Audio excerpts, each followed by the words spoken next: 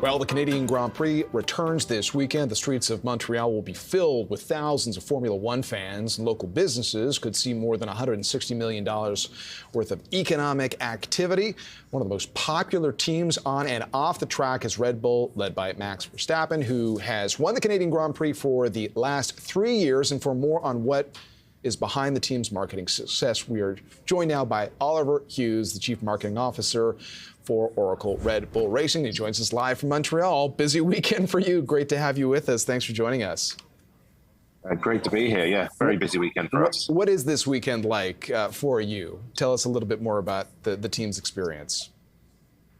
Well, I mean, I arrived last night, so generally try to get in just before the weekend really kicks off. So today will be very much about car setup, and we've got 2 practice sessions, so making sure we kind of get the drivers tuned in, get them to understand how tyres are working, and get them to get the right balance in the car. Then tomorrow is really about nailing that one lap in qualifying, and then Sunday is all about executing on the race day, because that's where the points happen.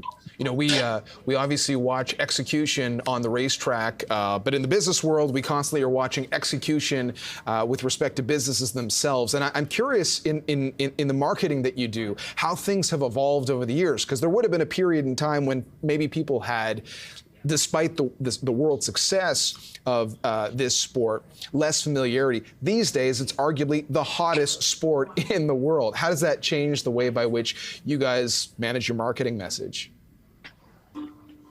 Oh, I mean, I guess we're constantly evolving. I mean, I guess a lot of it is around how we're executing. So, I mean, when I first started in the sport 8 years ago, I mean, the sort of North American fan was pretty immature, didn't really know much about F1. And what I'd say now is you come to, you know, Canada or North America, and actually the F1 fan here is very knowledgeable. They know everything about the car, they know everything about the drivers. So it's a very different approach to how we look at the fan in North America to how we used to look at the fan in North America. So very much we treat you more like the Europeans. So a lot more in-depth. There's a lot more kind of knowledge people want to know about. It's a lot less on the surface than it used to be. So it's constantly evolving, but the North American fan is a lot more sophisticated now than it was 8 years ago.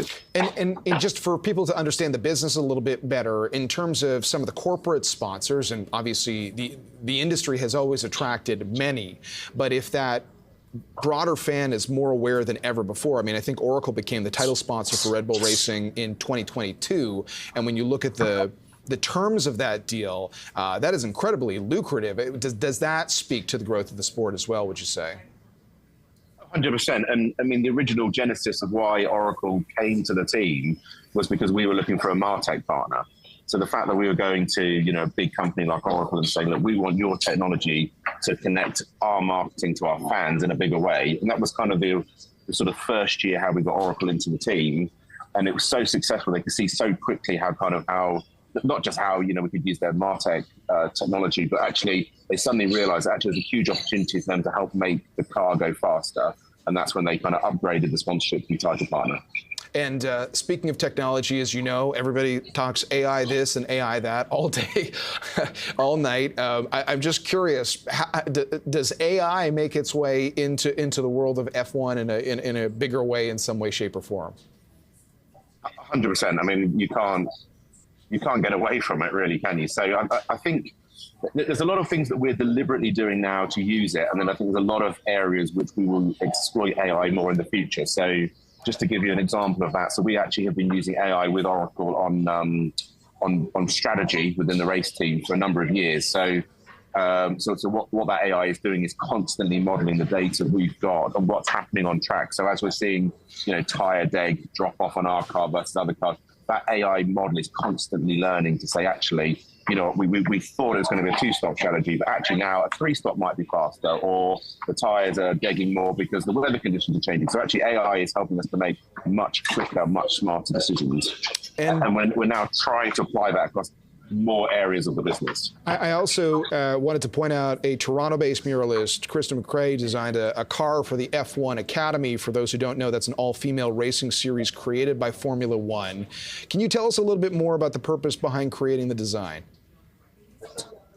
Yeah, so, I mean, one of the things that we are really passionate about here at Oracle Racing is using our fans to do things for us. So we've done it across the race team last year, and the year before we've had fans design liveries for us.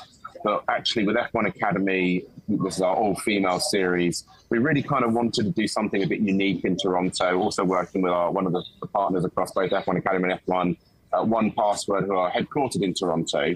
And what we did is we went out and we found this local artist, Kristen McCrae, and we asked her to try and bring the essence of Quebec and Canada into a livery that we could run this weekend. So that's what she's done. She's got a very bold style, and she's brought in lots of elements which are kind of unique to kind of Canada, Quebec, and also the sort of evolution of sort of females in motorsport.